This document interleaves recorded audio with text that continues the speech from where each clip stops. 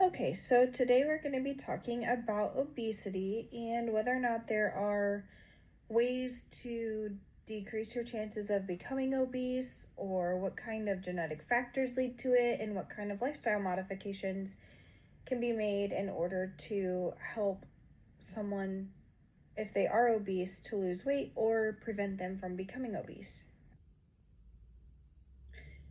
So today's agenda, we're going to be covering the topics like what is obesity and how is it diagnosed? Can I avoid becoming obese? What are some ways to prevent obesity?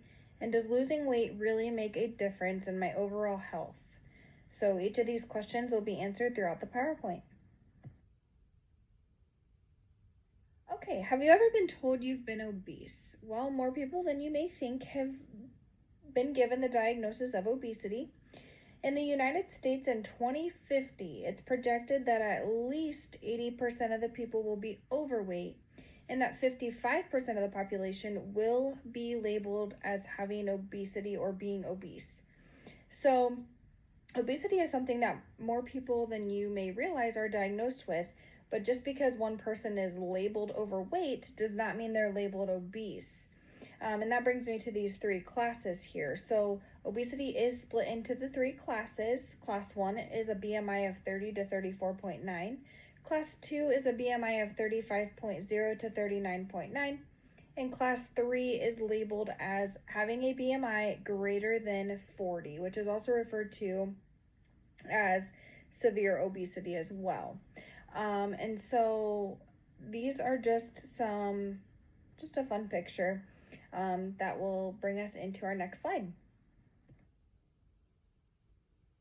Can I avoid becoming obese? There are several ways to avoid becoming obese, but just because you can make all the lifestyle changes and do all of the things that you know how to do to prevent yourself from becoming obese, there are sometimes some negative genetic factors that can take over and contribute to higher rates of gaining weight, and that can make it harder for someone to lose weight.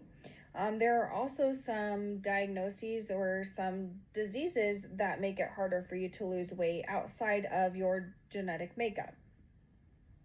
So while yes, you can avoid becoming obese, there are certain different genetic factors and or diagnoses that can make it harder for you to lose weight. So while we have talked about the ways that there are many ways to prevent yourself from becoming obese, and there could be genetic factors that lead to making it harder to lose weight, some of the things we can do to start off is reevaluating our eating habits. So making sure you're eating a balanced diet is a good idea. Being sure you're getting enough protein, fruits, veggies, grains, and dairies. And if you want to have a sweet treat, you may, but as in this picture, everything in moderation. So yes, having a sweet treat is fine, just having it in moderation, not indulging in those sweets and making that the main food group. Making sure we're getting all of the other food groups as well. Another thing we can do is, as we're making our plate for dinner or whatever other meal you're eating, is portion control. So, yes, I love mashed potatoes, but not making half of my plate mashed potatoes. Getting a measuring cup and measuring a serving size of mashed potatoes, making sure we're getting our veggies, making sure we're getting our protein and our fruits as well. And that brings us to our next slide. So the next thing that we're able to do to help us lose weight is exercise. So this needs to be done regularly, minimum 30 to 60 minutes per day.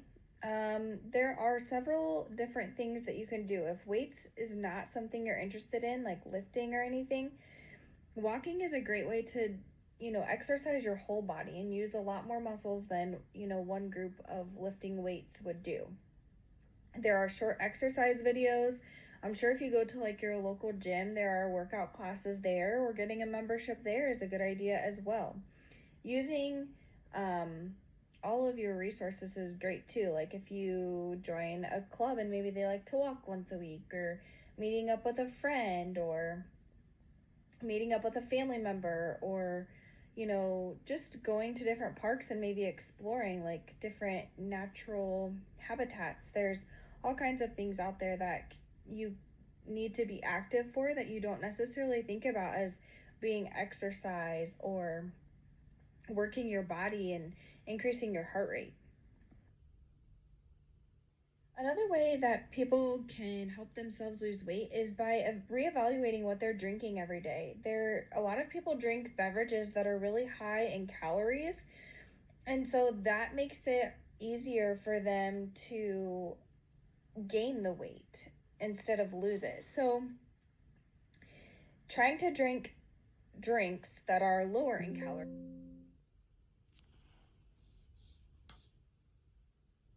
or increasing your water intake and decreasing your pop and juice intake. If someone likes to drink pop or likes to have that carbonation, then there are sparkling waters out there too. And if you do need to just have that pop, there are diet options out there as well that are lower in calories and will not make it so easy to gain all the weight. It'll help you. Making those smaller changes sometimes can make a big difference, and we just don't realize it as we're drinking our drinks and juices and pops and everything like that. Now, here is a topic that is a little controversial for some people, but medications. In some cases, in order for people to be able to lose the weight that they need to lose, they need to add a medication, like one of the ones listed below here, in conjunction with their diet and their exercise modifications. Some of these medications can be costly. However, if they are needed and deemed needed by your provider, some insurance companies will cover some, if not all, of the cost.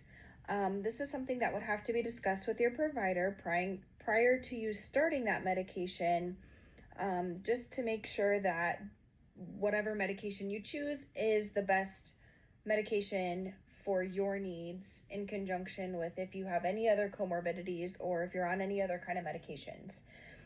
So this is something that can be very helpful to some people.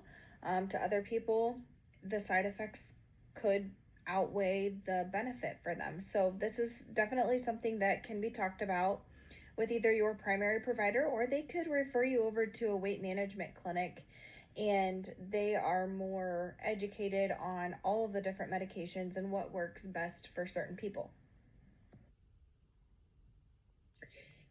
Does losing weight really make a difference in my overall health? Yes, there are several health benefits and decreased health risks just by losing a small percentage of your total body weight. So, while weight is not just about your looks, although that is usually why someone wants to lose weight, it's also for someone's total health and well-being.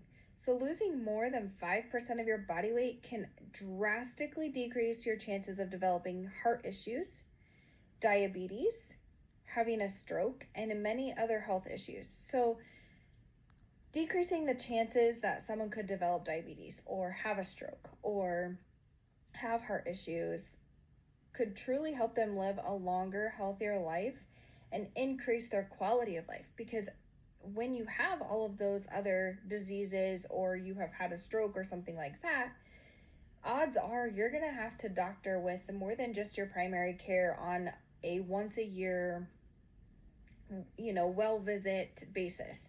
So you're going to have more doctor visits. You're going to potentially need more medications, and you'll have to follow up with several doctors rather than just one.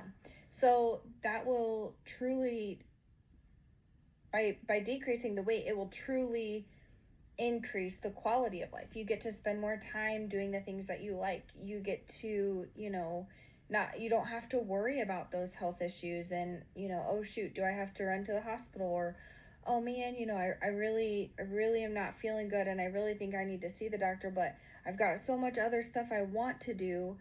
but now you have to put your health first, and so losing that weight really does help make a difference in your overall health and well-being. So the answer is yes.